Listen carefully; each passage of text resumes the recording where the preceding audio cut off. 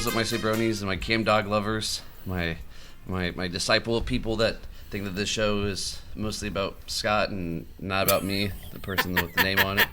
You got some comments on TikTok, like they were commenting some stuff. There was some, very very pro cam dog, Mr. Cameron. So, hey man, I don't shop for the attention.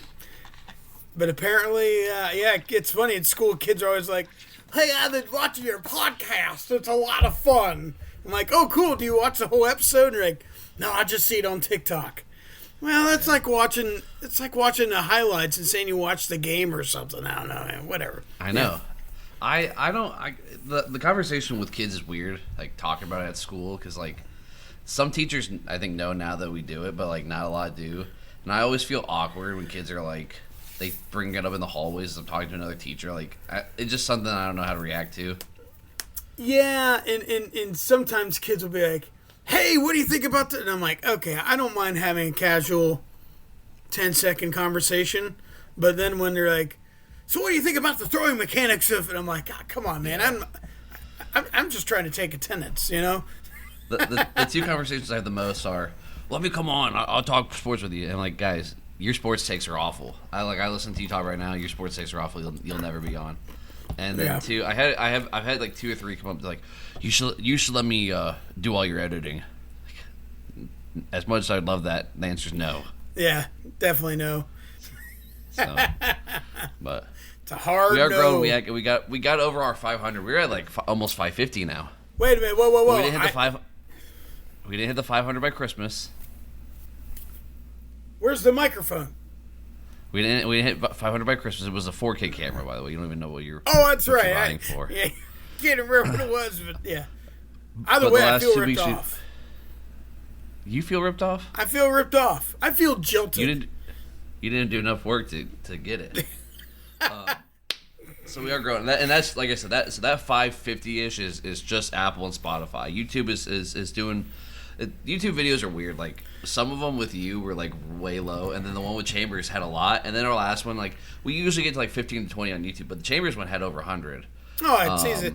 Yeah, well, local people are gonna be like, oh, Chambers, oh yeah. Yeah, and then some of them on Apple do okay. Like we get about 20, 25-ish on Apple, here and there. And then the TikToks, like the TikToks are so random. I can't even, like Indiana ones. If we talk about Indiana, the TikToks pop off. Indiana, Miami, they pop off. NFL things randomly, like obviously talking about the catch last week, that was the big one that really popped off. Yeah. And then your Cam Dogs Conversations ones, sometimes are hit or miss. Like the first one we talked about cereal, that got a lot. That got some good buzz. But no one seems to care about sandwiches or whatever else we were talking about before, like last week. Sometimes the side conversation, which I think is like Kelly's always like, that's what people want to hear. That doesn't do good. So I don't know. Figuring out. I am in no way a marketer, a video editor, a real podcaster, D, all the above, and E, any other job that you can think that goes along with this. This is the easy part. All the other stuff is hard to do to make anything worth it. I'm just here to have a good time, and I hope both teams have fun. Yep. How was your snowmageddon? Did you get locked in the house all day? Actually, I've been doing a lot of snow clearing, and I brought in some firewood today, and just living the country life. Actually, man, there's so much snow outside. It's like, we got like 13, 14 inches up here, that's like, that's at least like, that's like at least like 2.5 Diegos, heights of snow. So but like I had to snow blow trenches through all the snow around my house so I can get out to my burn barrel, my garden, and just like around the house. And my dog loves it, He's like, I'm like, hey, Cosmo, you want to go run in the snow? And he just runs into tunnels. But it's like, I don't know, it's like when I was digging them out with the snow blower, it's like, brr, brr, brr, brr, I was like, oh, I feel like Charlie. And there's Viet Cong gonna pop out anywhere. I'm digging all these holes, and I'm like, it's like, where's Mel Gibson? And the days were young. It's like, we were soldiers. but it doesn't happen. I just cleared snow. Yeah. I got a lot of snow. And when we bought this house, they left a snowblower for us. They were moving to North Carolina. He's like, wait, we're not going to need this anymore. We'll leave it for you. And I am not one that is good with things with engines and a lot of buttons to get started on things, especially something I've never dealt with before. So I've never busted out the snowblower. I figure, like, use it when we need it. I'm young enough. I can shovel this driveway quick enough when it's a little bit. But this was snow that I knew, like, we were going to need to get this out forward and be prepared. Oh, my goodness. What a lifesaver a snowblower is. The fact that in my life I've gone 29 years now of just shoveling snow by hand, this is the greatest thing I've ever used in my entire life. I mean, it took roughly the same amount of time, but the ease of it all, and then when the snow plows come around, you got 4 feet of snow at the end of your driveway because you're not considerate enough to not block you in or block your mailbox in. Getting that baby out there and it just blows it all away. Oh my gosh! I even did a path from my house to my neighbor's house. I mean, I did it all. It was very, very useful. It was very, very, very, very, very, very cold though. That's the biggest thing. Our house can't keep up with the temps. Our house is freezing all. I know, yeah, and I've been burned through a lot of wood too. But yeah, my neighbor across the road. I know, I guarantee she's not ever going to ever watch this podcast. In fact, I remember this summer when I asked her, I'm like, so what do you do for internet? And the husband, he goes, what's the internet? No joke. And he goes, internet? No, we do, I don't know, what's, I'm like, okay, no. So anyways, but she sent me this text. We'll give her the transcript of it. We'll print out the transcript and you can give it to her, yeah. But my neighbor across the street, she sent me a text on Sunday. It's kind of like it's like, hey, how's the first storm since you're living there? And it's like, I grew up here, but whatever. Yeah, it's like, yeah, okay. And she said, boy, isn't it nice to live in a nice warm house? I'm thinking, yeah. And she goes, well, Vince had eye surgery on Friday, and so he's been really laid up, and the earth mover is it's not starting because it's diesel, and I'm like, I know what she's gonna ask me to do, and I said, well, I can get out there. I'm getting ready to go clear mine. I'll see what I can do with yours. She goes, oh, that would be great. And I'm like, oh, I talked myself. You don't have to, but if you feel like it, Yeah, I've been married for long enough. I know what that means. So it's like, yeah, okay. So I went out and I did their driveway, and so they could get out, and it was nice, and I felt like a good human being. And she came out. I thought she was gonna try and give me like cookies or something like that, and I'm like, don't worry about it. It's what neighbors are supposed to do, right? So. Good for you for helping out your neighbors. Oh, yeah, of course. It was just my neighbor that was going to come over to my house and watch football with me, so that was why I did it. So you had an ulterior motive. Mm-hmm. Oh, yeah, the old lady next door. I couldn't get to her house if I tried. Too much snow. She's never going to see this podcast either, so. That's true. She knows that What is a podcast? What's the TikToks? Is it true if you watch the podcast on the TikToks that a hologram will appear above my counter of you, and I can look at little Taylor and rub his little bosoms, whatever she probably thinks about you? If I watch the TikTok on my Wi-Fi, does Spectrum have access to my Wi-Fi? Classic. Can the government see my TikToks if I watch TikTok on the Wi-Fi? Okay, what are we getting into sports-wise? Well, we are a sports podcast. Let's get into the sports part. Obviously, there's been some hirings. There's been some hirings in the NFL and in college football. Which one do you want to talk about first? I will let you choose because I don't want to talk about either one. Do you want to do the Ohio State one first, or do we want to do the NFL's first and then? Let's go the NFL. Let's go the NFL because that's the hot button right now. So, which one do you want to talk about? I don't want to talk about either one because I'm not happy with either one. Okay, tell you, hold on. Let's talk about the Bills. Did you see the Bills? Okay. They hired Joe Brady. it is either going to be a great or a bad hire for the Bills. I think Joe Brady's a great play caller. Obviously, Joe Brady was the passing games coordinator with LSU in 2019. It's really easy to call an offense when you got Joe Burrow, Justin Jefferson, Jamar Chase, Mason Taylor, Clyde Edwards-Helaire. Like, it was obviously stacked. It's just like, hey, throw it up to Jamar or Justin somewhere. It was a great group of talent. And like Ed Orgeron, gets credit for a national championship. He literally every single game just like, go Dogs, Jamar Chase, and Jefferson. Give her that top of Bobby Boucher. Joe Burrow, you gotta throw a football, but gonna go Dogs. Like that's what that offense was in 2019. It was that good. Joe Brady goes to the Panthers with Matt Rule, and it wasn't great. But since he's taken over as the OC of the Bills, like the run game is number one in the country. James Cook this year was fantastic, and obviously Josh Allen won an MVP as him being the main play caller. And so I think that it's either a boom or a bust for him. Do I think it gets the Bills over the top? No. Because when the Chiefs are healthy, I'm going to pick the Chiefs again over them. Correct. But it's like you said before. It's the trendy thing. Hire young guys. He's 37. Yep.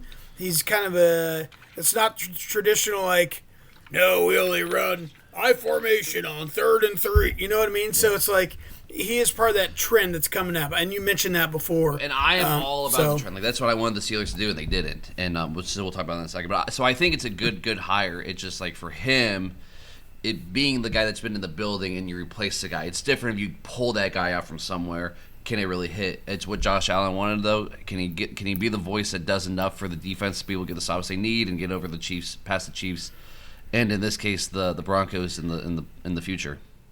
Right, and who knows what the Broncos will be? I did see like guys like J.K. Dobbins. They wanted to sign back with Denver today, and so I've seen stuff too.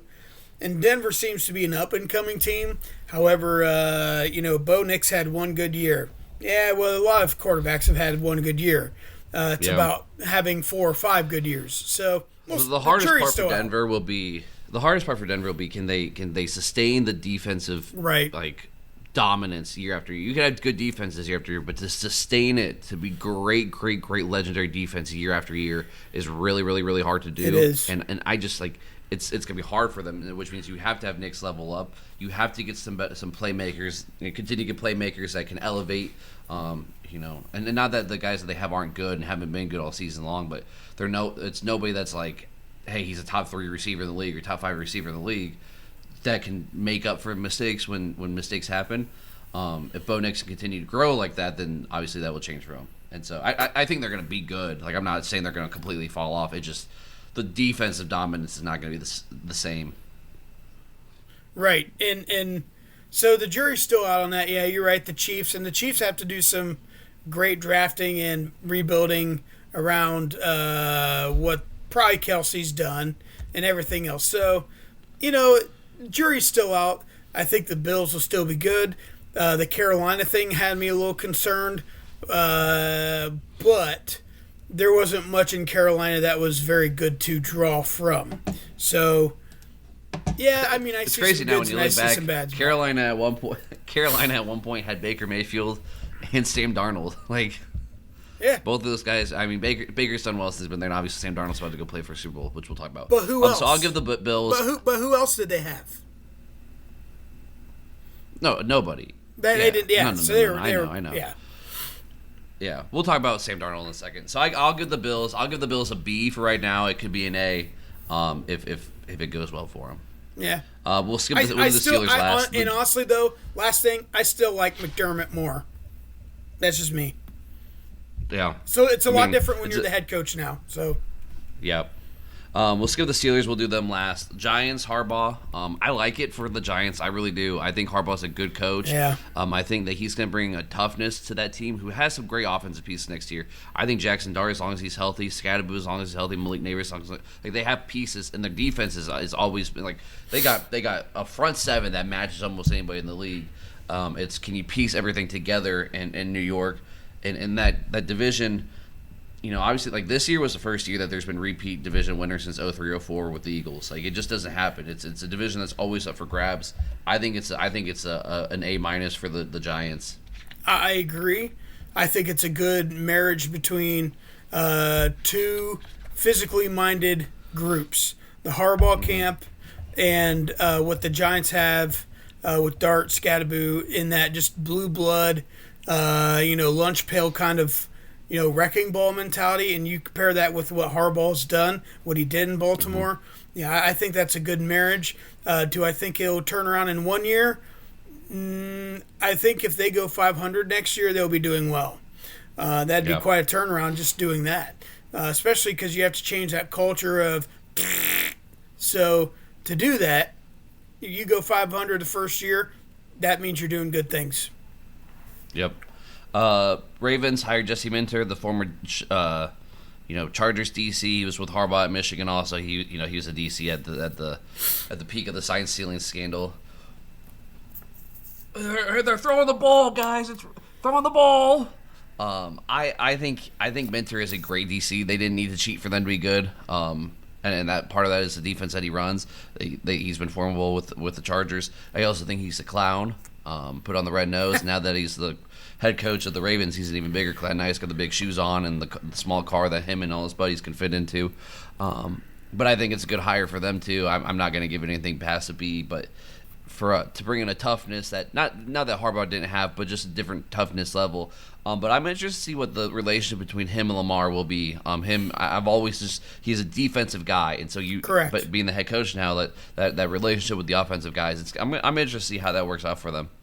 And see, that's the thing with all these guys, and we'll talk about the OC hire at Ohio State a little bit, but with all these guys that are like. They're really good OCs, DCs, and now you're the man and you're a top. Just because you were really good at something doesn't mean you're going to be a great coach. All we have to do is look at Oklahoma's head coaching situation, and I know Oklahoma made the playoff. Yeah, they made the playoff because the SEC's like, please save us. And so, I think Venables has done a good job. Listen, but he's an incredible defensive coordinator. Mm-hmm. Very average head coach. And it's just a different thing because you have to worry about everything, not just one thing. And it's just a different mentality. So all these guys are coming up from OC, DC mentalities. How are they going to handle the whole package together? Are they going to hire is he going to hire a puppet DC? Is Brady going to hire a puppet OC and he's really the one calling? You run into that. Well, and I think that conversation goes hand in hand with Jeff Hafley, who's took Dolphins head coaching job. I mean, obviously Hafley was at Ohio State for a year, one of the best defenses that we've had historically in the last 25 years. And obviously there's talent. It was Chase Young, it was Jeff Okudah, it was loaded. But Hafley was great, and he was only there for a year. Goes to Boston College, was a head coach there, and it was mediocre. He didn't get fired. He just left college coaching to go to the NFL because he was tired with all the bull crap of it. Was with the Packers for the last 2 years, and now it's going to go and get that chance to be head coach again. He's what I'm interested to see what you just said. He's a great defensive coordinator. He's really good at his job. Can you go balance it now and be the CEO? I don't know. Jeff Hafley's got one of the weirdest haircuts I've seen since Al Davis. Jeff Hafley, it's like a Dennis the Menace meets Kevin Spacey.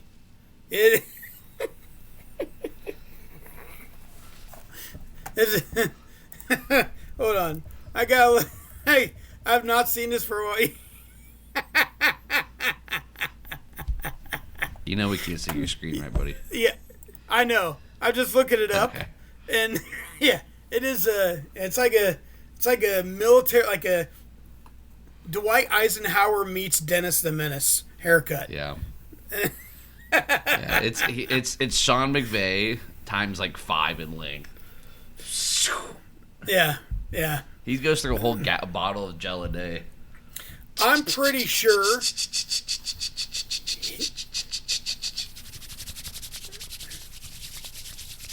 Trying to start a fire? You're still going. Oh, yes, very nice, very nice. The big thing is, does he intentionally rob grocery stores and then put his hair down? Because on the side of door, they have the height thing there, and they'd be like, Yeah. "Oh my God, I'm telling you, that guy was like 6'7". The Falcons hired Oh, he's Stefanski. actually 6'3". Oh yeah, Stefanski. Oh, hilarious. I think it's a good. It's like the Bills. It is either a great hire or it is a not great hire, and I don't know how I feel for it. Obviously, I'm not a Browns fan by any means, so I'm kind of rooting for him to be successful because I think it's hilarious. The question for them is Penix, and what is Penix, and can Penix stay healthy? And obviously, he did not stay healthy through college. He does not stay healthy through the NFL so far.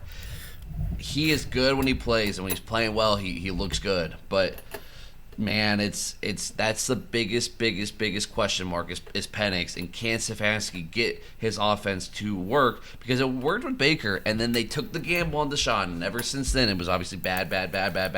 And we can get our neighborhood Browns fan on here soon.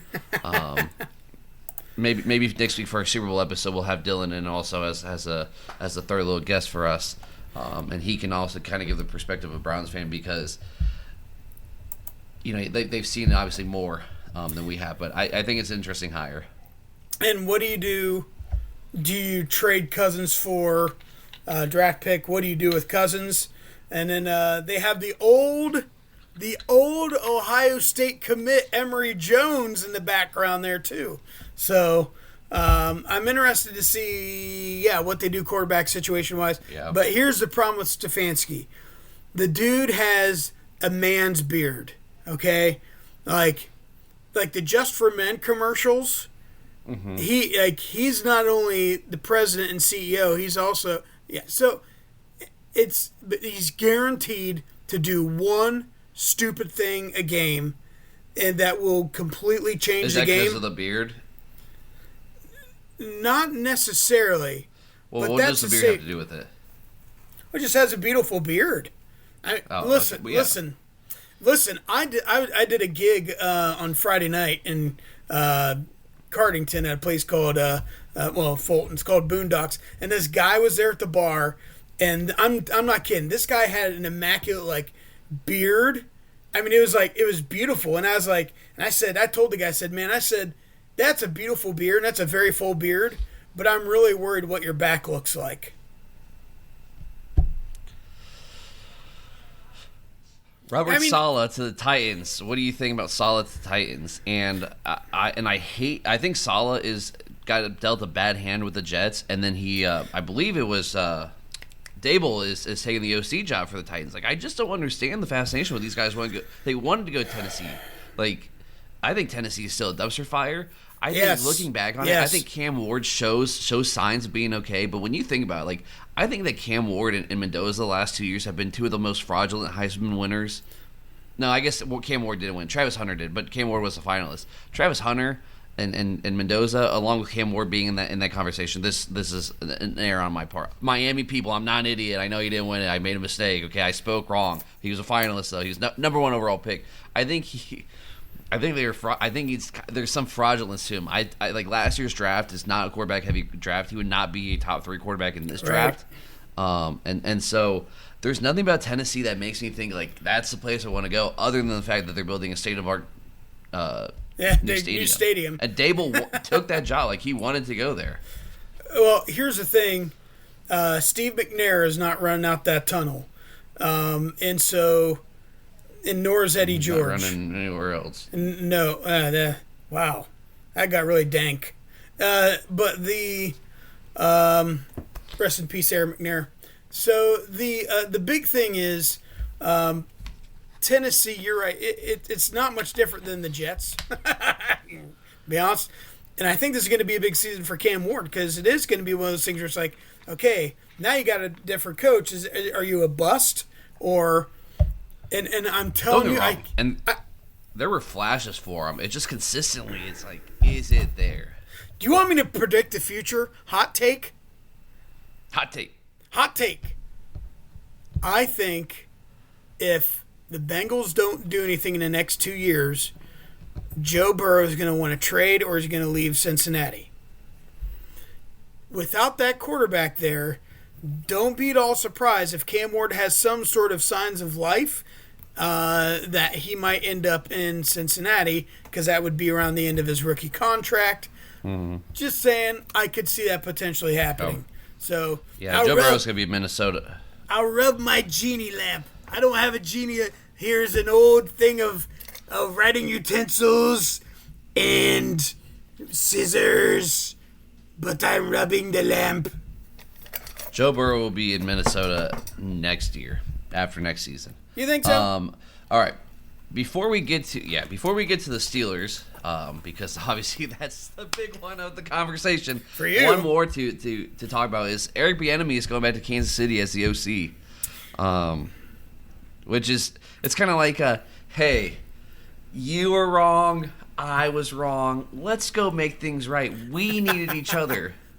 I feel like, you remember the rumors where, is Chip Kelly going to return to Ohio State? And I want to be like, that might not be a good idea right now. And I feel that way a little with Bieniemy, a great running back in his day, by the way. But it's like, man. What if it goes and it works, though? Yeah, I mean, I think it's going to work. Yeah. All right. Obviously, the big one. Hold on. I'm going to preface it with this, though. Did you ever have hand-me-downs as a child? No, I was the oldest. Correct. So you're not used to this. Okay? So I'm going to listen. So whatever you're getting ready to say, hand-me-downs, for those of you who are not Midwestern or poor, okay, hand-me-downs are when your sibling that's older than you gets all the cool new stuff. And they don't give two craps about the younger kids. They always give them the hand-me-downs. Oh, older Taylor is, he's already done with those pants, so it goes down to little Billy, and little Billy now gets to wear this pants that have the holes, the stains, and God knows what else.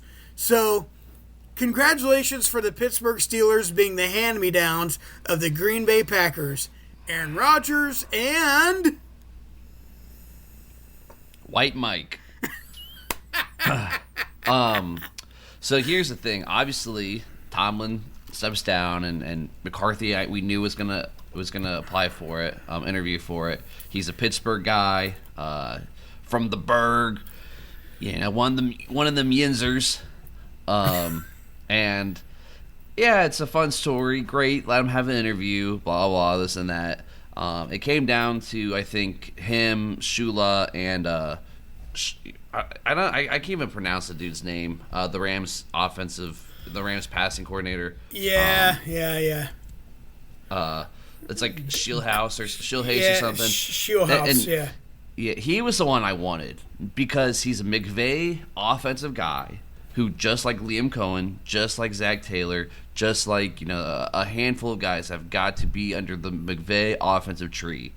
Do I think he's gonna go right away, be the greatest offensive mind? No, but I think he's been under there enough to for it to mean something. And he's who I wanted, young guy who can grow and be part of, because Chuck Noll, 20-something years, Coward, 16 years, Mike Tomlin, 19 years. I mean, we talked about this last time, the length that they've allowed these coaches to be there and grow. And I thought that they were going to continue that young, trendy thing. Well, here's the thing, and I don't think that's necessarily. I think you're right, and that's kind of what Buffalo did, right? And so here's the deal: Mike McCarthy is and like Tomlin, he's a quality human being who's a really good guy who has a lot of strength and ties in the community, and he gives a lot in the community. However, like Tomlin, he's going to go 10-8. This is exactly what I was getting at. It is a copy and paste. They copied it and they pasted it in, and this time the picture got distorted and it just came up. It's white, and instead of being black and white, it's just white now. And it is copy and paste the exact same thing with Mike Tomlin. I think that McCarthy seems like a great human being. His press conference was a nice emotional, he got emotional about it, talked about being a Yinzer, all those things. I grew up a Steelers fan. This is a dream job, right? This is the dream job. But it is just, he's gonna go 10-7. We're going to make it to the playoffs, and we're going to lose. And we are in the same boat that we have been for the last 9 years. The last 9 Tomlin years has been this. And the same, and the whole point of letting him walk away and going and get something else was to bring in a new energy, a new meaning, a new philosophy to Pittsburgh football. That doesn't have to be. It's not 1970 anymore. We don't have to set the ground game up and run the rock 25 times and play great defense. Like, I know that's wins football, but also winning football is adapting to what is now. And I think that McCarthy is a better offensive mind, but the whole message that you just gave by hiring the same exact type of coach is there's no change. And I think it is like I said, it's copy and paste. It is copy and paste of what we just had for the last 9 years, and that's the part that I think Steelers fans are most frustrated with. Not that McCarthy's not a good coach, but he's 62. He signed a 5-year contract. Like, he's not going to be there forever. This is not another 15-year type of guy. Like, I just don't see him being there until he's 77. Now, if he wins the Super Bowl in the next 5 years and then retires and whatever, it's a win, obviously. But I just don't see it happening. And, like, not with him. Now, do you remember just a couple minutes ago, what did I say their record was going to be? You said 10-8, which is impossible because they only play 17 regular season games. Incorrect. It would be 10-8. Yeah, they don't count your regular season and postseason together. I know, but they're going to go 10-8 overall because he's not going to take him past the first round of anything. And that's the thing. If you think about like the great teams he had at Green Bay, and the great runs, and it was like he's just a better version of Kevin Stefanski, and that's why he didn't last in Dallas. He would have these decent teams, but then just there was something where it's just something he did, it just did not work, and only one team can win it. I understand that, but it's just like constant, like, dude, you're loaded. How did you not do better than this? And that's the problem. And you guys are going to be starting fresh for the quarterback, probably. So probably now, no, I think we're going to bring Rodgers back. They're going to bring Rodgers back. They're going to run it back. It's going to be 2017 Green Bay again, except much older. No Devontae Adams on our end. That's true. Well, maybe you could peel him from the Rams. Maybe he might come back for the old family reunion. Who gets the family Bible? At the family reunion, who we introducing? All right. Let's get off the NFL for a quick minute. We'll talk some Ohio State, talk a little bit of some transfer portal news because there's been some quirky things that I don't like about. We complain more and more every single week, and then we'll talk about those NFL games to end it.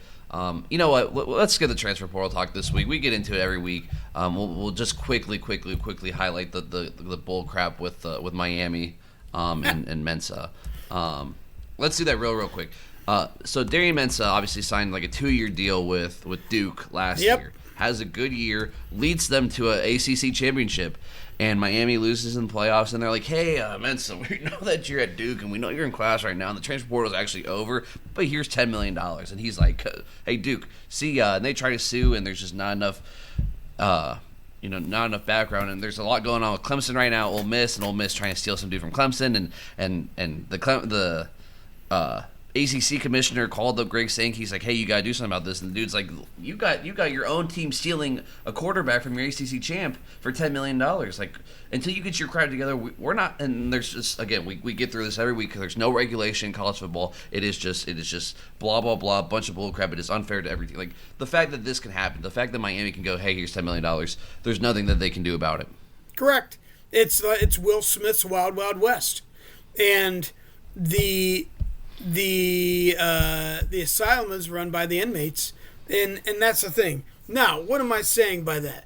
Am I saying that the inmates should have no rights? And no, that's not what I'm saying. But clearly, this has gotten out of control.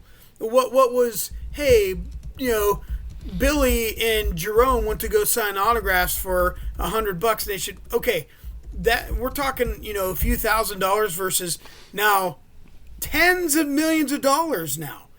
That's why we have dingleberry nuts coming back from the G League and the NBA to play basketball at Alabama. What are we doing? Now, granted, I know that players play in Europe. They play pro ball, and then they come to the United States and they play college ball. Ohio State has one of those. I don't particularly like that. I don't agree with it.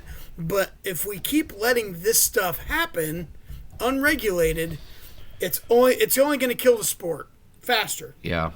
I don't want to talk about too much because we do every week, and we can get deeper into it when football's over. But NIL was supposed to be this: if you were an academic major, or you were a player, you were in the best damn band in the land, you were a band member, and you need a little bit of extra cash, you could go give trumpet lessons to a kid, and you could make some cash by giving lessons and doing whatever, using your name, image, likeness. Essentially, hey, I'm a trumpet player in the band. Let me give you some lessons, right? Yeah. Or if I write a book, if I'm an English major and I write a book, I can sell that book in college and make some money off of it. It's my name, image, my likeness. It's my work, right?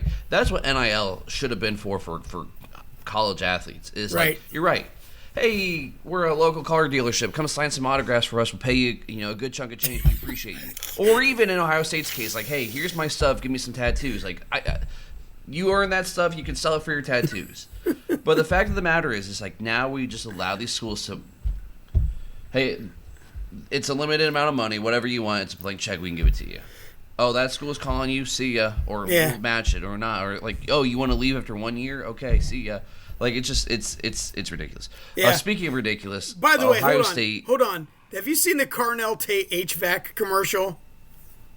Yes, I think so. It's so obvious that listen, he's an academic All-American, but it's so obvious that dude probably couldn't even turn on a chainsaw. He was like, "That's a really nice seal you got there, Clarence." Listen, he got a good check, I'm sure, for it. Oh, sure, absolutely. But that's fine. Like that's what that's supposed to be. Go be in a commercial, make a little bit of cash. Yeah. If you're a Columbus like HVAC company, like that's the best thing good do is go get Jeremiah Smith and Carnell Tate to be in a commercial for you. Yeah. Speaking of Ohio State, we made an OC hire over the weekend. We had no coaching positions open. So when Hartline was on staff, he was receivers coach / offense coordinator. He leaves, and they fill in the wide receiver role with the LSU guy. Obviously, there's no open positions of coaches that can be full-time coaches. And when I mean full-time coaches in college, you have the number is like 10 or something, of full-time coaches who are coaches on the field, coaches during game day, coaches during practice, and then coaches that go out and recruit. Yep. They had no openings of that by bringing in the LSU receivers coach, who is now our receivers coach. I don't even know his name yet. I haven't cared enough to learn his name. Shantez, something like that. Yeah, something like that. Anyway, but they hire Shantez Arthur sounds Smith like a stripper. I'm sorry. Cortez Hankton. Cortez Hankton. Yeah, Cortez Hankton. Spanish conquistador from LSU. So they hire Arthur Smith to come in and be the offensive coordinator. He is not on the recruiting trail. He's basically an offensive analyst who is going to be the offensive coordinator. He's going to call the plays. He's going to coach plays up during practice. He's going to call the plays. Apparently, they're working on doing the same thing with Matt Patricia. Is what I've been reading. Like hire another defensive coach and make Matt Patricia only a defensive coordinator who doesn't. It's again, there's no regulation, so Ryan Day's going to break all these rules and nobody's going to do anything about it because there's literally no regulation.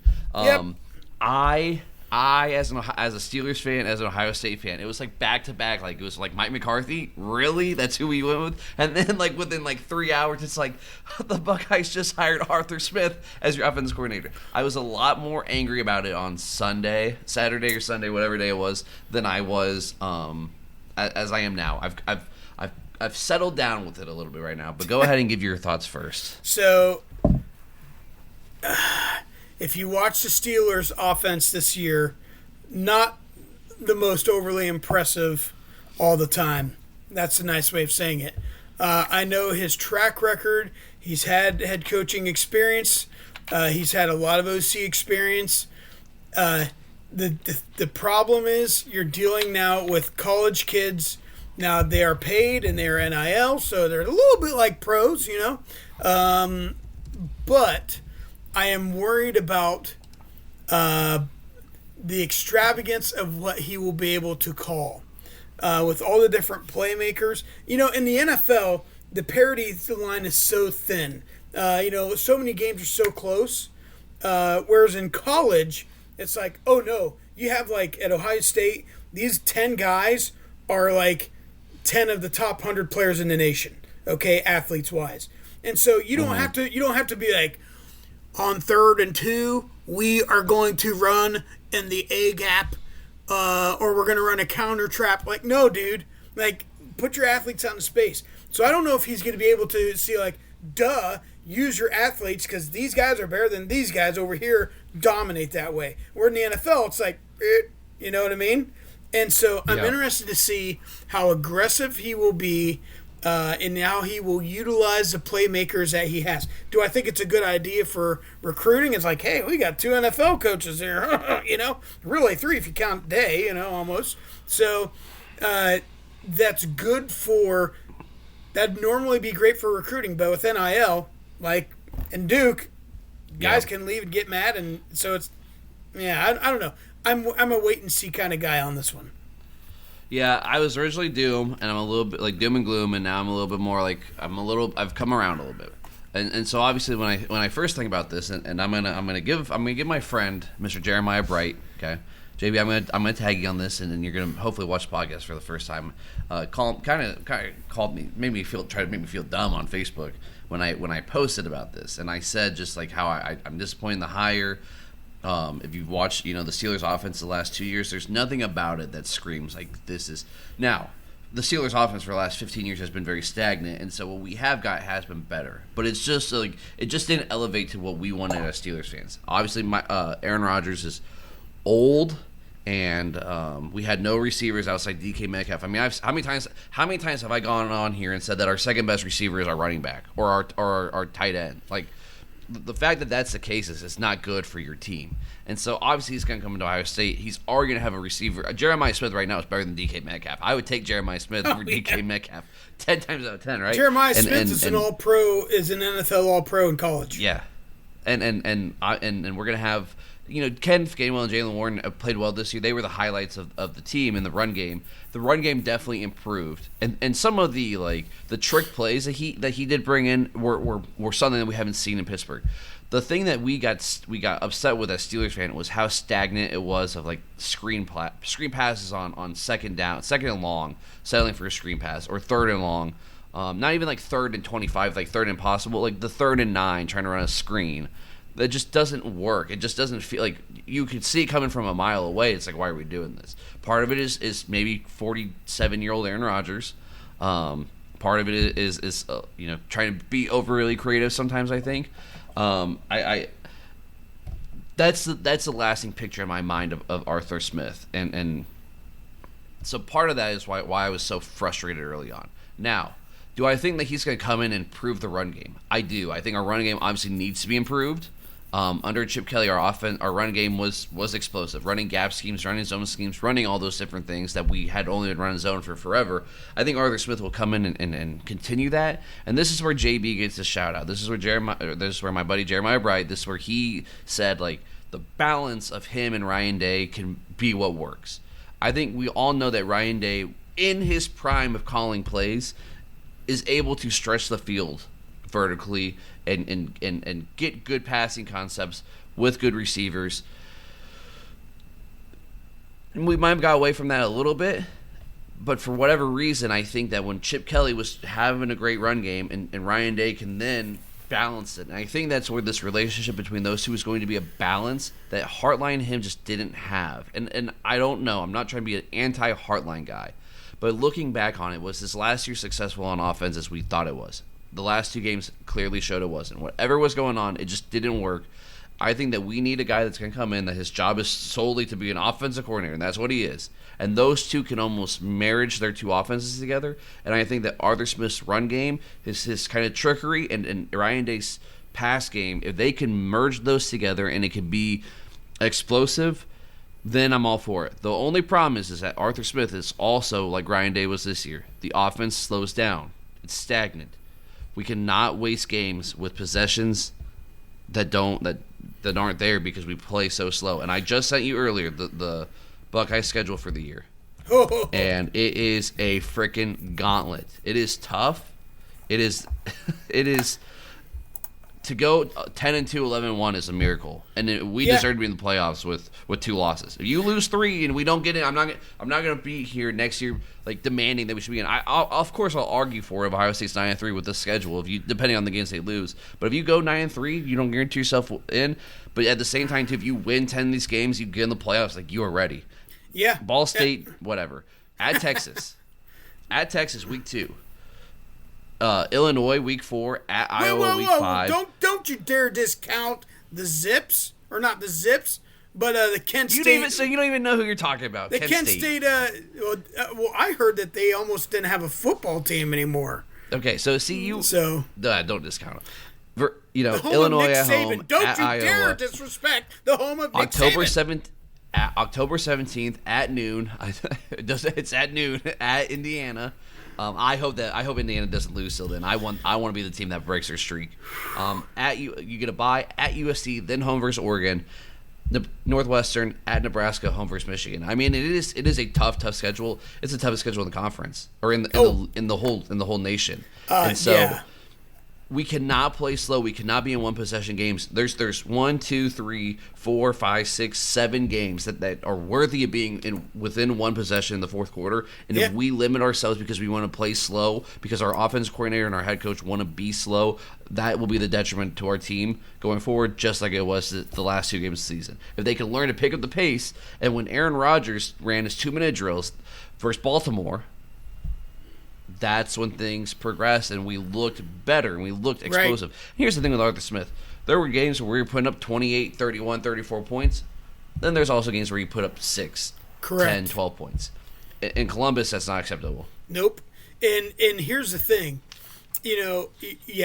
At Texas, I think that one might be a difficult game, yes. At Indiana, of course. At USC, that one doesn't really make me as nervous. USC is going to be good next year. Yeah, going to be good next year. But that one doesn't make me as nervous as actually, I'll tell you the game that makes me more nervous than at USC, at Iowa. Yeah. I think that. No, think about it. You're at Texas, at Iowa, at Indiana, at USC. Like, that's a tough. Just those are your 4 road games, and then you get, like I said, obviously Michigan, Oregon, and Illinois at home. Yeah, and that's the thing. So you are talking about, looking at that schedule. You have Texas, Illinois, maybe a top 25 team. So I'll just keep them down though. Iowa, Indiana, USC, Oregon, and probably Michigan. So yeah, you have 6 or 7 at least ranked teams, and probably 3 or 4 of those are going to be top 10 when it's all said and done. So, and that's why when we win a national championship next year, even going 10-2 in the regular season, and then you get in the playoff, you win a national championship, it's gonna be like, hey, we earned it. We earned this. We played a tough schedule. We earned it. Yes, if we get through there. But I've said this before. I have deep considerations and concerns with depth. Do not waste a Jeremiah Smith last year. Do not waste Jeremiah Smith last year. Right. So, but that's the thing. When you're talking about depth and you're playing that many hard games, depth is important. And I have concerns and questions about that because we just let a bunch of our 4-star and a couple 5-star guys walk right out the door with money, and I get that, but it's like that's that depth. So no, they may not have been starting next year, but those are good replacement athletes. Yeah, I'm also gonna act like though that I'm gonna believe that no team has depth anymore. Because of this, no team has depth. And so now it's who could be the healthiest. Who could be the healthiest? Obviously, be a big part of it. Jeremiah Smith gets hurt. Julian Saying gets hurt. Bo Jackson gets hurt.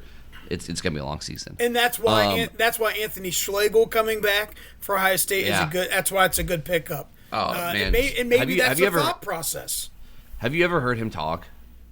I actually got to listen to him speak at all? Oh yeah. Well, in person. So I was at a coach's clinic a few years ago, and he was talking, and just him and Bobby Carpenter, those are the two type of guys they start talking, you just listen, and Schlegel is it's crazy, man. He is just It's just so like it doesn't matter. His house can be set on fire. His cat can die, and he could probably find out that he has cancer of his own. And he'd walk in. Today's a great day. Like he is that type of guy. It's a hard mindset to live with, and he does. I mean, you could just tell like he is every single day just like lives life to the absolute best of what it can be. NFL, real quick, go back one more time real fast. The games the other day, defensive battle in the first one, offensive shootout in the second one. I found myself rooting for the Rams, but I don't care. The Seahawks, it was a good, fun game. Sam Darnold is playing in a Super Bowl against the Patriots, who Robert Kraft has been to like 12 Super Bowls with 3 different head coaches and 3 different quarterbacks. He is the greatest owner in the history of sports, Robert Kraft. It was like that before, and now it's just think about this: back-to-back 4 and 13 seasons. You lose the greatest coach of all time, you lose the greatest quarterback of all time, and within a 6-year span, he is back in the Super Bowl with Drake May and Mike Vrabel. I will agree that he's definitely Mount Rushmore ownership. Yeah, you know. And he, by the way, he looks so old and decrepit. He's like Jerry Jones under the Dallas Cowboys. But he, I was a little bit surprised at how Denver hung in the game and actually did. And if not for a very dumb backwards pass, the Patriots might have very well lost that game. Yeah. And so I got to give credit to. The quarterback, Jason, what was his name? He was from Georgia or something. Jared Stidham. Stidham? Auburn, that's right. He played well. I know he's an SEC guy, but he did okay. He did a great job. You know, Barrett, he was trying to just manage the game, but you could see that Patriots defense just kind of that weather. Once that weather hit, there was no offense going at all. Yep. So we'll obviously hold on. I have to eat crow. Sam Darnold has ended up being an incredible quarterback, or at least he's having a great year. And when you look at where he came from out of college, and him laying that big giant, 30-foot turd, his first couple years, he's done a great job. Can you hear me? Okay. And obviously, you can't count out the Patriots, and we will do a big Super Bowl. Okay. Yeah, I hear you. You said that he laid a turd and dirty, out of college and stuff. Obviously, you're a little. Yeah. We'll do a full Super Bowl breakdown next week, full predictions and breaking it all down. But real quick with Sam Darnold, I am impressed with him. Obviously, the last 2 years, last year Minnesota. Great regular season, and then making it to the NFC Championship game, and then this year bringing Seattle to the Super Bowl. I mean, that was basically they lose Geno Smith and then they bring him in. They've been really successful, and I'm not gonna say that I called this, but what did I say in our Christmas episode? All Sam Darnold needed was a little bit of these, and then he got those for Christmas, and now the Seahawks are playing the Super Bowl. They got the night vision goggles, and now he's playing the Super Bowl. And you can't count out the Patriots. It's gonna be a great offense versus a great defense. But I think that inevitably this is looking like it's gonna be a Seattle Super Bowl. Ooh, you're going with the Seahawks, huh? We'll make our predictions next week. Make the predictions next week. The throws he was making. For the Seahawks. I love Vrabel. I love Vrabel, man. I love Travion Henderson, obviously. I do not want to see the Patriots win the Super Bowl. So I'm rooting for the Seahawks, even though Mike McDonald is he's a Michigan guy. But they got JSN. JSN deserves it. Right. And so that's the thing. I'm impressed that they're at the reads that Darnold was making, the throws he's making. He was good timing on crossing routes. I got to give it to him, man. And he moved out of the pocket and did some great things. Yeah. And he's, in my mind, if you don't give him the most improved player or something like that, like that dude, I got to give credit last where year. He credit's deserves it again this year. Yeah. Yep. And what's wrong with giving it to a guy 2 times in a row?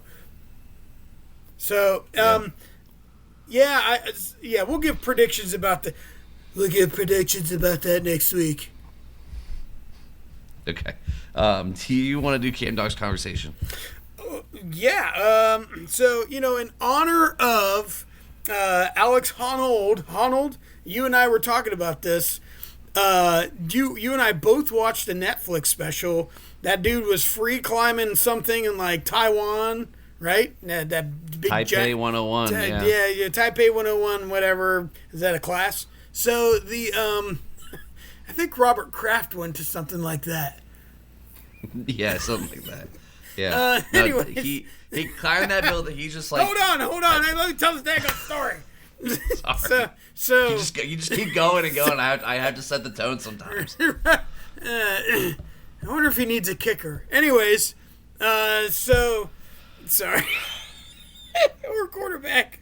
Anyways, so which everyone's watching because it's snowy and stormy, so everyone's watching this stuff, and it's like, oh my gosh. And so you have that. And in Taiwan, what they said, they had some earthquakes that day and all sorts of stuff. The guy's just like, all he's doing is like climbing stuff like he's like a chimpanzee, and like his fingers were like, they were wide, man. They were like those.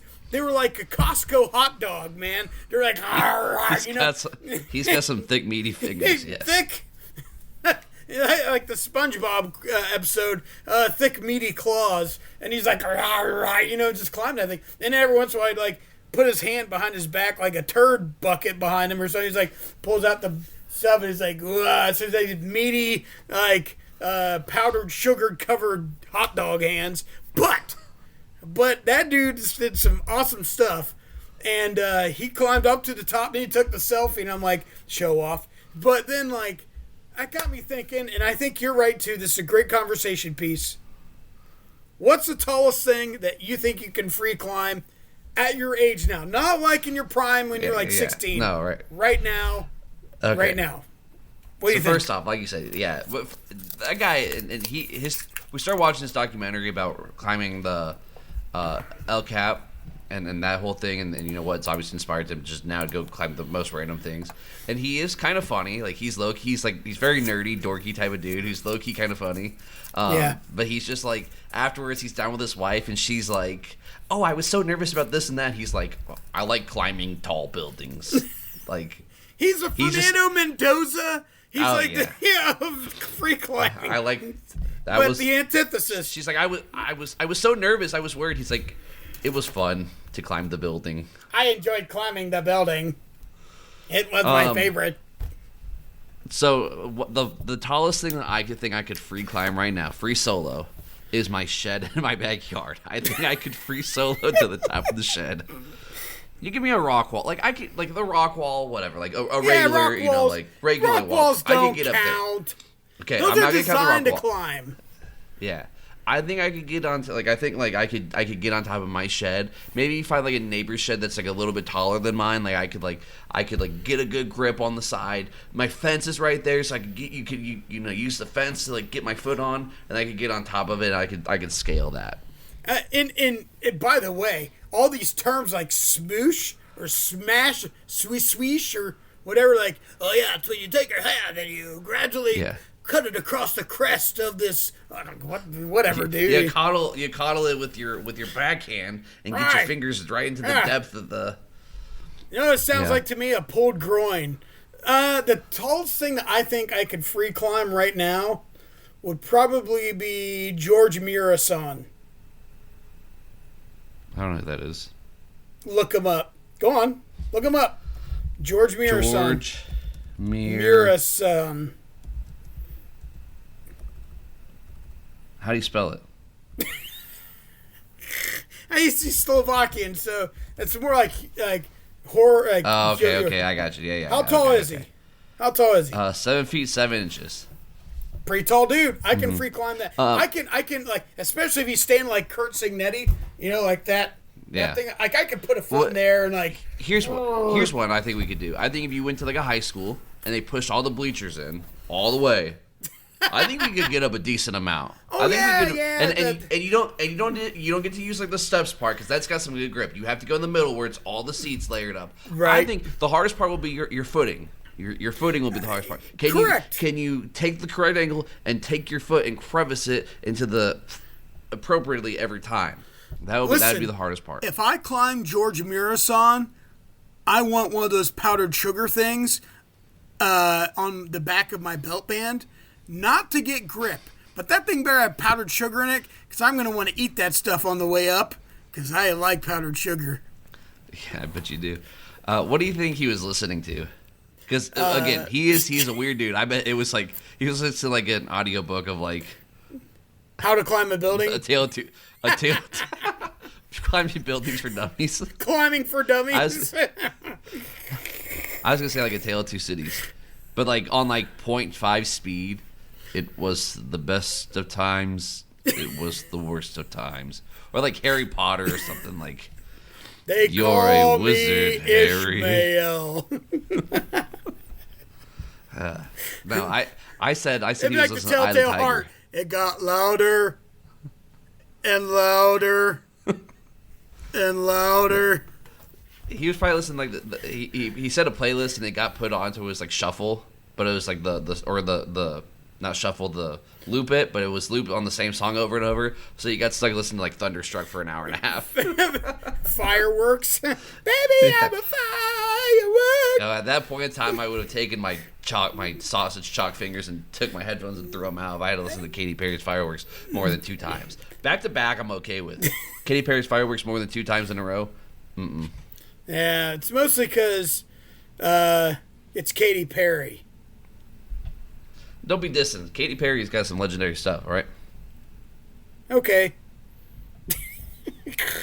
But anyways, Oh my gosh, no, I can't even believe that I just said that. See, if you didn't listen to the Chambers interview, I'm sure, you still didn't go back and listen to it. I was talking about the white girl music with them and how I can't stand their white girl music. Look what they're doing to me. Look what they're doing to me.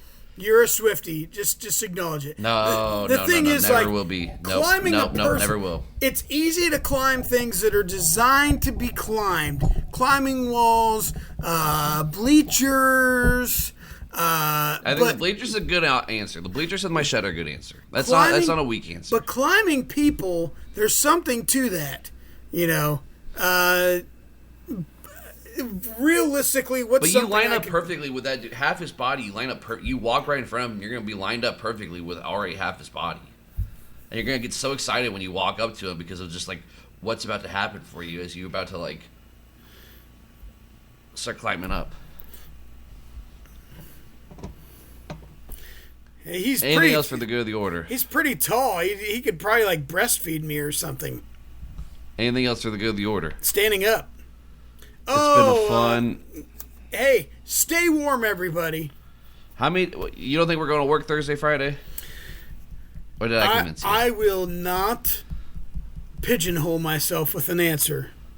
Part of me wants to have the whole week off, but part of me is also like, we need to go to work because these kids are going to get so far behind. We're learning acceleration right now, and we can't accelerate through the content. A change in velocity will do that. You know, over a period of time. Over a period of time, of course, T1 and T2. So, you know, I will say this.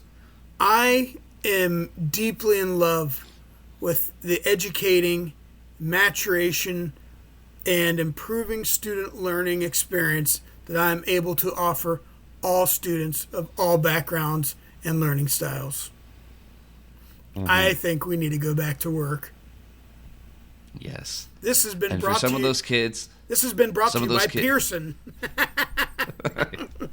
Some of those kids, the best relationships they have are with people like us, and not the people that maybe they don't get to see at home. And the safest place for them is our building, where they get the most amount of meals and warmth. And trash and talking. Naps. That is also brought to you by Pearson. Yeah, right, yeah. All right. Well, I look forward to our Super Bowl episode next week. Maybe we get a third person in here and get a perspective from a Browns fan. Well, real quick, are you going to watch the Pro Bowl, yes or no? No, I don't watch any of that. Shador Sanders is a Pro Bowler now. It's a joke. It's a joke. I want to have a Hall of Fame conversation here soon, and so much of the Hall of Fame for the NFL is it used to be Pro Bowls. Like Pro Bowls used to matter. Oh, Pro Bowls don't matter anymore. It's like an All-Star game. It doesn't matter anymore. So, by the way, I just want to note that I'm thinking about next week wearing a toboggan cap because I look a lot like UConn Cornelius or whatever it is from Rudolph the Red-Nosed Reindeer. I could... I don't care what you were on the show. Rudolph! I could totally be Cornelius. I really don't care what you were on the show. Are you sure about that? It does not. Are you sure about that? It does not matter to me at all. I have a great job. You sure about that? All right, Jamal, hit it. Because if you go piss like a puppy, stay on the porch and let the big dogs eat.